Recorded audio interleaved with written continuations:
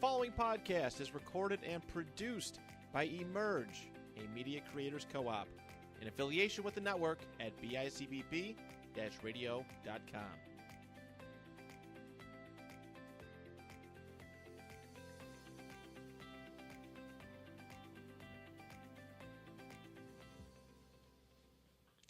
Welcome to the Support Local Everything podcast, a podcast of the Upward Niagara Chamber of Commerce. I'm Chamber President Jennifer Pauley, and as we are taping this, it is the day before Halloween. This past weekend, we had so many fun events in the region to celebrate trick-or-treating, from trunk or treat to trick-or-treat on Center Street. It was a perfect weekend, perfect weather for kids to get out, and a lot of community organizations to help, just give kids a fun weekend of dressing up and entertainment and candy of all different sorts. So I was out on Center Street on Sunday with the Niagara County Peach Queen, enjoying trick-or-treat on Center Street. Such a great day. Such a great time of memories and businesses out there handing out candy. So just a great weekend all the way around.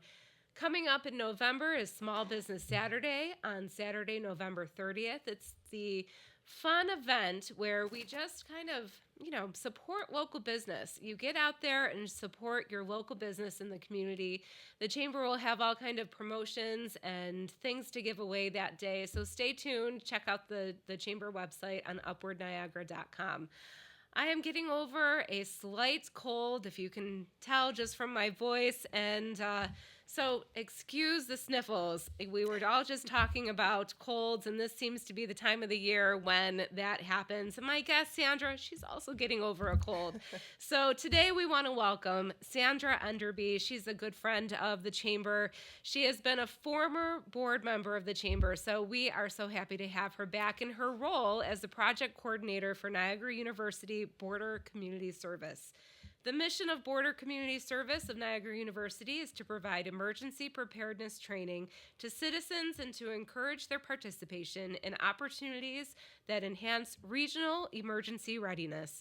Border Community Service training for citizen volunteers includes CERT, which is Community Emergency Response Team training, and other fun programs. And one of the programs that is coming up is one on Saturday. Yes. So thanks for joining us, Sandra. We were just, reminiscing, 2 weeks ago over text about a fun Ellicottville trip that we had many years ago. We are nuts. We are nuts. We have a photo that says we are nuts that we posed in front of. But I'm so happy to have you here today. It's so great to see you again. I know. Yeah, So I'm we happy to be here. Thank you. We probably could have started the podcast about 20 minutes ago just with our conversations that we've been having. I know. When I get on a roll, I can't stop. That's okay. And there's so much to catch up on. There is. There's so much to catch up on. And you reached out to me about a program that Niagara University is hosting. It's free to the community. So tell us a little bit about this program coming up. We have got some really amazing speakers coming. It's Border Community Services 20-year anniversary. So we wanted to do something for the community. Our grant provides emergency preparedness information for residents of Niagara County. Anybody is welcome, and we wanted to help people be prepared for every kind of emergency. It's not just weather related. There's a lot of other things, and we need to be better prepared because we're seeing a lot of people really just doing a lot of the basic preparedness, and we get the information that there's a blizzard coming and everybody runs out and gets their bread, milk, and eggs. But there's so much more that you need to be prepared for, and people are suffering and worse as a result of not being prepared. And it really boils down to just some due diligence on everybody's part. And it's not something you think of top of mind. So it's important for your, for you to, give this to us to say, listen, these are things to think of. It's not something you think about every day, but when an emergency happens, you want that preparedness to be able to tackle it. And we're seeing a lot of extreme weather in this area. Buffalo area is known for our blizzards. We had 6 tornadoes touch down this year in western New York. So there's so much more. There's flooding. There's air quality index. we never knew about these things, watching about for the air quality index last year after the fires in Yes. Canada, that we finally got past COVID, and then we can't go outside because we can't breathe the air safely. So we need to be better prepared. One of the things recently we saw in Florida, these devastating hurricanes, one on top of another. Only 6% of the population there had the proper insurance coverage. They can't rebuild on that. The people who stayed said, we should have left. What do you do with your pets? Who's your out-of-town emergency contact? Do you have a family communication plan in place? There's so many other things. How much water should I have per person per day? These are things that we want to talk about and educate people on what to expect. And we've got a speaker coming in from the National Weather Service, and I think that's going to be really impactful on what we can expect around here. We're seeing more extreme weather patterns happening, and you don't always have the time to get out and grab your bread, milk, and eggs. You need to have those non-perishables on hand, that water on hand, and a plan in place. I always recommend practice. Practice with your family, because panic never once has panic been the great idea to solve a problem. Yeah. So- No, that's right. That's a good, good tools to have in, just for your family. Practice and keep these things, in the Exactly. conversation. Well, and especially when there's children in the household, practicing what to do. I recommend, and we've got a time change coming up. We have daylight savings time coming up twice a year. Go through the plan. How do you get out of the house if there's a fire? Where do we go? Where's a meeting place outdoors? Who's that out-of-town family contact in case you're not at home, or the cell service is down? Your phones aren't charged. If there's a long power outage, what are you going to do? So these are all things that we try to help the community to be more prepared by just doing our part, trying to drill it in people's heads. So it's like, okay, Yes. let's really get involved with this now, because things are changing really quickly. I love the idea of twice a year, because it's a no-brainer when that time change happens. It's 2 different parts of the year. What a great way to incorporate these plans. And not only is it what do most people say? Check your fire alarms twice a Exactly. year. So put this on your Yeah. list as the things twice a year to happen. And your carbon monoxide detector. Yes. And check the batteries. There is an expiration date, even with the hardwired smoke detectors. Check the dates on that, and just make sure that everything is functioning properly. But nobody wants to wake up in the middle of the night with that beep beep sound. And I've been guilty of it before, where you just take it down and you go put it outside somewhere. Make sure you check it and put it back in again. Yes. So I love the idea of having a plan. A lot of people don't realize in our actual events that our chamber produces for Center Street, we have many of them, we actually have to have an emergency preparedness plan and go over that with the fire department and police department. wonderful. And it is something, just like you have said, if an emergency happened, what is the protocol? Who's the point person? Where are you meeting? Where is the information? Where's the phone tree? All of that. And we have that laid out for every single event. And you actually don't think about it until you're starting to put these plans together and thinking, okay, you know what? Now that I have this pen to paper and a plan, and we've met with the different people that we need to, I'm okay. If an emergency happens, I'm okay. I'm ready to put that plan into action and make it happen. That's the behind the scenes on our end. So I am so intrigued with this program that's coming up on Saturday, because I feel like this helps put just, not an organizer, an event organizer into perspective, but just an everyday citizen, an everyday resident. It gives you more of a perspective of why it's important to be prepared. And not just in your home, but also in your automobile. I have adult children, and every year I add to their car safety kit. I'm at the point now where I have a piece of luggage with all of my supplies in there and my gear and the extra mittens, extra gloves, bottled water. You don't want to eat snow as a way of hydrating because that just increases your chance of getting hypothermia. So being prepared in all aspects of life, knowing where warming shelters are. Sadly, in the storm we had several years ago, the Christmas storm, I think there were about 40 people who died because of that snowstorm in Buffalo. There were people who didn't know where warming shelters were, and one couple passed away, and they were across the street from a warming shelter. Oh, wow. Libraries are typically a place where you can go and warm up.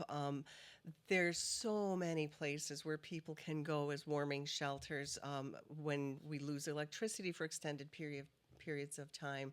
So doing the due diligence and learning where to go in your area for different situations. Where can you take your pet? Mm-hmm. It's not just for your family, but your extended family. Right. Those our little furry friends. Know where you can take them as well. So, or where they would be welcome. So, it takes a little due diligence, but not a lot. It's a couple hours and one day, and you can be prepared for something that could be life-saving for you or your family members. Yeah, I like that. Just a few hours a day to think about these things and, maybe put a pen to paper to write them down, put them somewhere. That way you can access it when something happens. I have a to-go bag ready for Ready to every go. family member, medication, throw a little cash in there, important paper, copies of important documents. If you've ever lost your passwords before, it can be so exhausting. But losing your insurance information, passports, driver's license in a flood or whatever the situation may be, a house fire, these are things that you need to think about. Like if you need to pick up and get out quickly, have those to-go bags ready. Yeah, a few years ago, my family actually took a program through New York State on emergency preparedness, and the backpack is still in our front closet. Every year we take it out and repack it, and it had an emergency blanket, a can opener, first aid kit, all the things that if there was an emergency quickly and you needed to, leave the house quickly, it was something that you could just grab and go. Perfect. And we have it in our Good job. front closet. Yes, I was so proud of myself. And you every remembered year. the can opener for those Yes, non-perishables. the can opener. My kids were like, "What the heck is this, Mom?" Because they use, the little thing you plug in and you just press the button down sure, and it yeah. does it for you. But this, you actually have to turn, the I'm a big grind. fan. I'm a big fan. But yes, that is something you might not think about, right? Can opener. You have all these non-perishable foods. Your pantry is stocked with all these canned items. What happens if you can't open them? And one of the other things I tell people, it's like, pick the comfort foods. Don't pick the non-perishable a can of cranberries you didn't eat 4 years ago at Thanksgiving. Make sure it's food that you enjoy. Something to look forward to when you're otherwise kind of on doing a bit of suffering because you're not in the comfort of your typical surroundings with our typical luxuries of electricity. Yes. Heat. I have to interject a funny story here. In Christmas of 2019, my grandmother, God rest her soul, this is such a grandma thing. For Christmas, she bought all of her children and grandchildren, and there are a lot of us, these pre-packaged, they look like cat litter boxes. That's how I can describe it. It's a huge box full of non-perishable food. I think she ordered them from something she saw on TV, but they are for an emergency, and the food lasts 20 years, so to speak. Oh my gosh, I've never even heard of that. The box feeds a family of 6. Oh no, a family of 4, I believe. It's a family of 4 for 2 weeks, I think it is. And we got this, and grandmas, when they buy their grandchildren, their grown grandchildren gifts, we're like, Grandma, we don't need anything. Right, And every year we tell her that. So 2019, she thought everybody needed this. I don't know if she knew she had some premonition of COVID or what, but my family got 2 of them because there's 6 in my family, and one box only fed 4. So here I am opening this gift, and I have 2 big things. They're in my garage right now in case the world ends. But once you we were laughing when COVID happened. We're like, well, maybe Grandma was onto something. Yeah. Luckily, we did not have to dig into those. It doesn't two. sound like something just for grandmas, because I'm like, oh, that's a Yeah, really maybe. good idea. Well, she, God bless her soul, she was thinking about all of us in case the world was to end. We would be okay for 2 weeks at a time. Well, there you go. That might be all the time that you need. Yeah, so we're get through it. 4 years into that, so I've got about another 15 years at that shelf life of whatever's in there. Is good to go. But she was thinking of emergency preparedness, so fantastic. Yeah. I love hearing that. I figured you would appreciate that type of story. I'm going to have to look this up, because I've not heard of this before. When I go home today, I will take a picture Please of it. do. I'm going to send it to you. Okay, thank you. And you can get a good laugh out of it. Oh, But I have two of will. them in my garage, right on the shelf. So if the world ends, I'm going to call you. And you can come over and partake. Okay, all right. That's why I moved out to the lake around a bunch of orchards and fresh water. So that's okay. We'll meet up each other, and I'll give you the extra 2 servings of whatever I have. You're the best. I love this emergency preparedness. Tell me what Saturday's program is going to look like. What is that shaping to the agenda? If somebody was to go, what can they expect? Oh, it's so much more than the emergencies that we've touched base on. We've got a speaker talking about bank frauds and how easily susceptible we are to that. And I know a lot of people have had their identities stolen, so she gives these wonderful tips on just being a little bit more secure in that event. We have a gentleman who'll be speaking about cybersecurity as well, and I've heard him speak before. Glenn Pappas, he is fantastic, and he works at NU, and we are so fortunate to have somebody who can guide us through this very intimidating world of technology and just being safer online, phone scams. There's a gentleman who'll be talking about the different nuclear power plants along the lake, and if a disaster happens along the lake, just what we could expect. But it's really going to be fantastic. Homeland Security will be there speaking, and the chief meteorologist for the National Weather Service. That's so exciting. I'm a weather junkie, so it's like, oh, let me watch the weather there. What's going on over there? Yes. So it's something I'm really excited about. It's a free event, light fare in the morning with coffee, and a lunch included, which I'm just going to talk about this lunch a little bit. So there's a wonderful Amish store in Heartland, and I'm having sandwiches brought in. Miller's? So, yes. I love Miller's. Oh, they're fantastic, aren't they? Yes. I'm not even a big sandwich person. It's like, ooh. Yeah. Oh, they are great. My daughter goes to Brockport, so whenever I have to drive out there, I make a stop at Miller's. The best cinnamon rolls ever. Everything is wonderful it there. is, They just make everything with love or something. I don't know, do. but it's a special experience. So they are doing the sandwiches? Yes. Oh yes. gosh, So that's just, even if you don't want to go for the day, come for the sandwiches. They're so good. They're so good. So, and it's from 9 a.m. That's when we will begin the registration. The speakers begin at 9:30, and it's going to go till about 2:30, 2:45. You're not required to stay for the entire day if you don't have the time, but any little tidbit you can pick up from any of these speakers is really going to be valuable information for you, your family members, and there'll be a little safety incentive for all attendees, and we'll be raffling off a couple really fantastic automobile safety kits. Oh, very nice. So jumper cables. So I'm really excited. I hope we get a good turnout because we all could use this information. Yes, definitely. Where on the campus is this located? So this will be at Glen Hall, which is on Vincenzen Drive.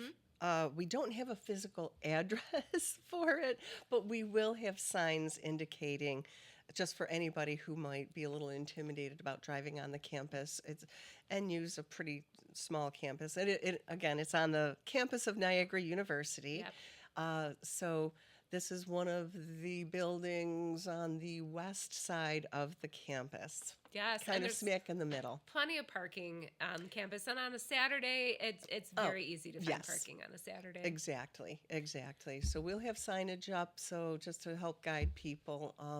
But yeah, we're hoping people can reach out and register ahead of time, so I know how many sandwiches I need to Sure. order. I've got the folks on hold that are preparing all the sandwiches as far as how many, and you can register all the way up until the day of. If you are last minute, we'll be able to accommodate. So how can somebody register? Should they call you? Should they email you? What is the best way? Email is best. They could also reach out with my phone number, which is Go ahead. Yep. 716 341 0677. Oh, that's the special Batcave number. This Oh, that's not even the office number. That's the Batcave That's the Bat number. Cave, because I am out and about far too much right now. Yes. So that's my work cell, and yes, I'm on the road a lot these days, Yeah. trying to spread the news about emergency preparedness to That's Niagara County. Great. So the Batcave number again is 716, of course, 341-0677. That's correct. Or they can email you, and that is going to be coming up this Saturday from 9 to 3. November 2nd, yes, Saturday from 9 until 3. The speakers begin at 9:30, and there's other programs if anybody's interested in having me speak at schools. I do a wonderful program for children. I get out there and speak to senior citizens, Lions Club, whoever will have me. You'll go. You can't stop me from talking. I love it. Well, thank you so much Absolutely. for giving us some insight into the Border Community Service, not to be confused with the Border Patrol. That is correct. We were just talking about this a little bit ago. I'm sure you get phone calls or requests saying, I need Border Patrol service for this. And you're like, I'm not a federal agent. Nope, I don't. Can't help you there. The only badges I have are stickers. Yeah, I don't know if that would be, It's that'd be not great. very official. Yeah, that's okay. So not the Border Patrol, but Border Community Service Correct. of Niagara University. And we're so happy that Niagara University provides this opportunity for residents, students, and the community as a whole. Absolutely. Just to have this extra advice, extra knowledge, extra education on how to be prepared. It's very important, especially where we live in this area. Yes, we're seeing all kinds of crazy weather these days, so let's be prepared together. Yes, definitely. Look out for each other. Thank you for joining us. And Yes, again, thank you for having me. like I said before, Sandra was a former board member of the Chamber. She has led many nonprofit organizations. She's done a lot of work over the years in different areas, and we're so happy to have you back in this, this realm. And Sandra was so much fun when we went to Ellicottville. So I have to tell this story because it's a good story. Which one? I know. There were so many. There were so many. There's plenty of stories. But, way back in 2016, I had this idea that we wanted to close the street of the Harvest and Hops Festival. It was the Harvest Festival at the time. Yes. And I had told my board, I'm like, listen, the staff is going to drive down. If anyone wants to join us, we're going to help the Ellicottville Chamber of Commerce at 5 in the morning and shadow them for their Fall Fest. And everyone thought we were crazy. And I asked the board, I said, does anyone want to join us? At the time, it was Suzanne, myself, and we had a coworker, Christina. And I convinced them that we were doing this. And Sandra raised her hand and said, well, I'll go. Yeah, no problem. Girls Gone Wild trip, right? Yes, it was. At 5 in the morning, helping vendors find their spot. But it was such a fun weekend. One of our other board members had let us borrow their keys to their location in Springville, and we stayed the weekend there.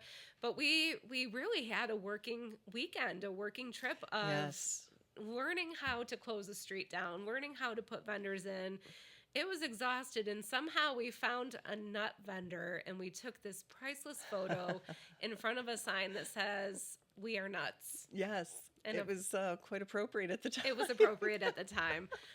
What else did we find? We found some Springville tavern in the middle of the nowhere. Oh, yeah. Well, we were located in the middle of nowhere trying to find and that man showing up late at night. Yes, there was a man showed up late at night at the door at the place we were staying. Because very remote area, knocking on the door because he was checking. Nobody should have been there for the weekend. And, 4 of us were staying there.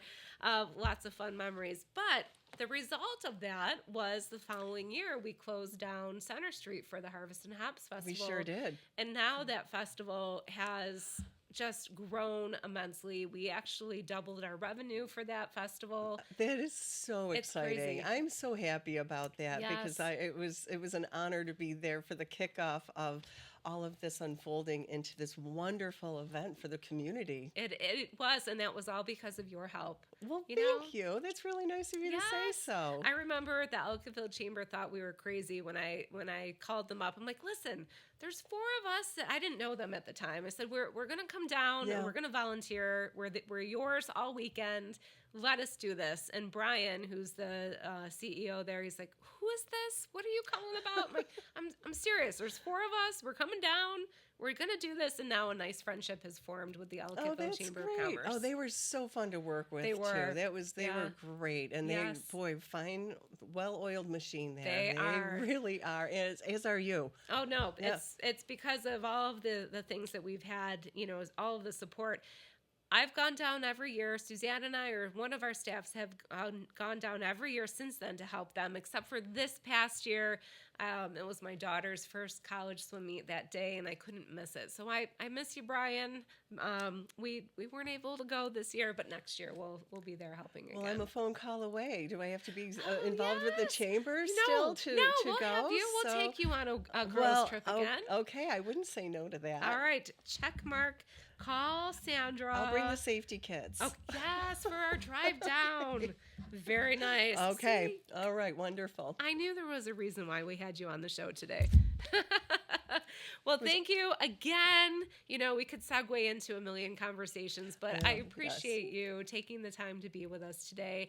I look forward to, hearing all about Saturday's program. Excited about the community being able to participate for free. And, it's just a great program that Niagara University does for the community. So thank you so much for everything that you've done. Thank you for everything that you do. I appreciate you and all of the hard work that you and the Chamber do for the community. It's wonderful. You go beyond. Thank you so much. Join us again next week as we continue on with the rest of our year. We're going into November, so we have guests scheduled until the end of the year, but save the date for November 30th. Please put that on your calendar for Small Business Saturday, and we'll be talking about that over the next couple weeks. And please share this podcast with your friends, family, whoever you think would benefit from listening to the Support Local Everything podcast, available on Apple, Spotify, wherever you get your podcasts. Thanks. See you next week.